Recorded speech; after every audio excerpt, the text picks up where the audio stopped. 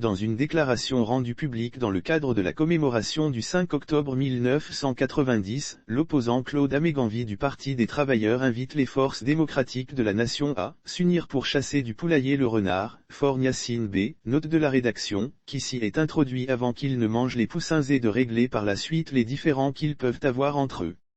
Bonne lecture.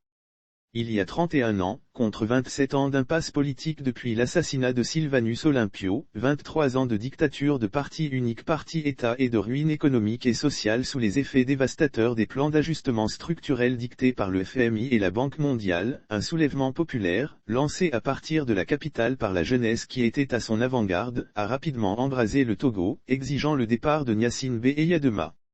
En cette solennelle occasion, nous tenons d'abord à rendre un hommage déférent à la mémoire de ces milliers de martyrs qui ont versé leur sang sur la terre de nos aïeux dans ce long combat pour la conquête de la démocratie dans notre pays. Il y a 30 ans, à l'occasion de la commémoration du premier anniversaire de ce soulèvement, la jeunesse créait un nouveau mouvement pour achever le combat mené depuis un AN, le mouvement patriotique du 5 octobre, MO5, dont Tavio Amorin, de regrettée mémoire, est l'un des membres fondateurs. Parce qu'insatisfaite du cours des événements et des nombreuses concessions qui ont été faites à Eyadema, notamment lors de la conférence nationale, concessions qui, faites par une classe politique traîtresse qui n'entendait que partager le pouvoir avec lui, ont permis de sauver son régime dictatorial et de le maintenir en place. Eyadema accéléra alors la déstabilisation des institutions de la transition auxquelles il mit fin par le coup d'État du 3 décembre 1991. Les conquêtes arrachées par le soulèvement d'octobre 1990 s'inscrivent malgré tout depuis lors dans la mémoire collective comme le mouvement par lequel le peuple togolais a pu arracher le pluralisme politique contre 23 ans de monopole de régime de parti unique parti-État RPT mis en place depuis 1969 et auquel l'adhésion était obligatoire et forcée pour tout citoyen depuis le ventre de sa mère sur la toile de fond d'une proscription générale des libertés politiques, les libertés d'expression, liberté de parole ainsi que de création de radios et d'une presse indépendante, jusque-là totalement proscrit, le droit à l'organisation indépendante notamment de créer librement des syndicats, associations et partis contre la proscription jusqu'alors des libertés civiles à travers l'embrigadement dans les structures fantoches de syndicalisme dit, de participation responsable, des CNTT, USTOF, Monesto, et autres, Elmar Chunks, du RPT ainsi que les structures de caporalisation des GRPT, UNFT, OUCT, etc. Le droit d'organiser librement grèves et manifestations, etc. Tous ces droits dont nous jouissons aujourd'hui malgré les tentatives incessantes faites pour les arracher n'auraient pas existé s'il n'y avait pas eu le 5 octobre 1990 qui a bouleversé tout l'ordre alors établi ainsi que toute l'organisation politique et sociale sur laquelle évoluait le pays depuis l'assassinat d'Olympio, 27 ans plus tôt.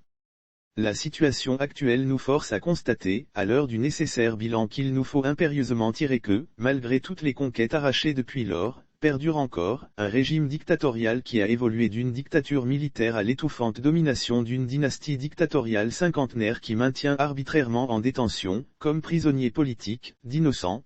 citoyens, qui, dans leur totalité, n'ont commis aucun crime, une impasse et une crise politique perpétuelle engendrée par un régime arbitraire qui se maintient en place par l'assassinat et l'oppression des innocentes populations notamment par la terreur d'une politique de vaccination forcée contre la pandémie du coronavirus, Covid-19, des manipulations constitutionnelles lui ayant permis de s'assurer un 4e mandat en toute illégalité et illégitimité, des mascarades et fraudes électorales, plus d'une trentaine de dialogues politiques qui n'ont eu d'autre tangible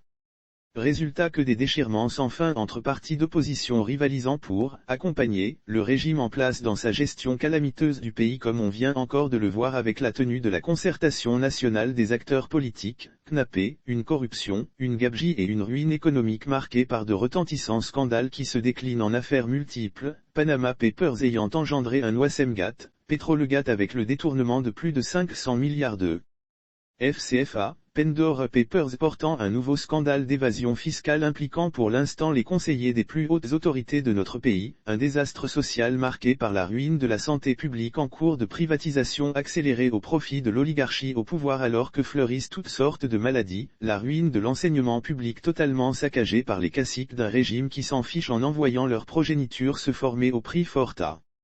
L'étranger avec l'argent volé au peuple togolais, la vie chère, le chômage endémique, les salaires de misère, la famine, le tout conduisant au suicide nombre de citoyens désespérés, un pays entièrement soumis à la domination des puissances impérialistes, principalement français, ainsi qu'à leurs institutions et totalement vendu aux étrangers auxquels d'importants pans du patrimoine et des richesses nationales ont été bradés à vil prix au détriment des intérêts du peuple togolais qui tire quotidiennement le diable par la queue. Tourner les pages sombres d'un tel régime et d'une telle situation catastrophique auquel nous sommes confrontés est plus que jamais d'une impérieuse nécessité.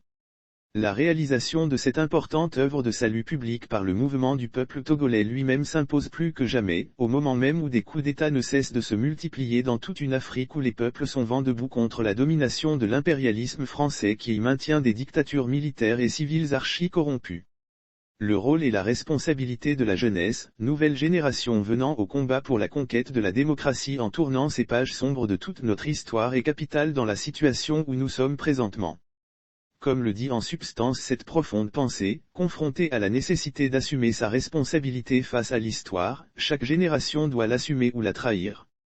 Comme jadis sa devancière du 5 octobre 1990, malheureusement usée, épuisée et démoralisée aujourd'hui par la trahison de son historique combat par ceux qu'elle a laissé s'accaparer de la direction politique de sa lutte par manque de confiance dans ses propres forces, la nouvelle génération de jeunes Togolais doit se lever.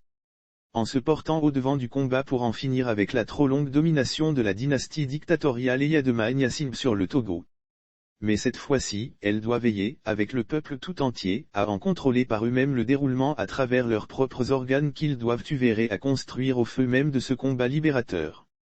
Le concept, Wetekle Eyadema doit partir, spontanément mis en avant par la jeunesse et le peuple togolais dès le soulèvement populaire du 5 octobre 1990 doit alors nécessairement être à nouveau de mise pour fédérer toutes les énergies comme ce fut le cas il y a une trentaine d'années où il a permis de rassembler la majorité du peuple.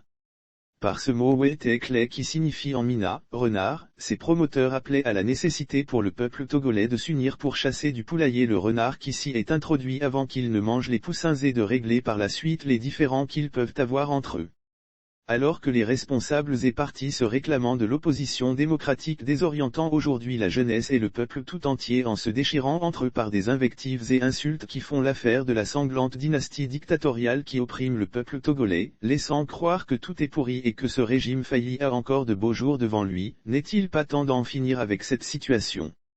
En trouvant dans l'esprit de ce concept la voie de la réalisation de l'unité du peuple. Oui, il est temps car, 59 ans depuis l'assassinat de Sylvanus Olympio, c'est trop.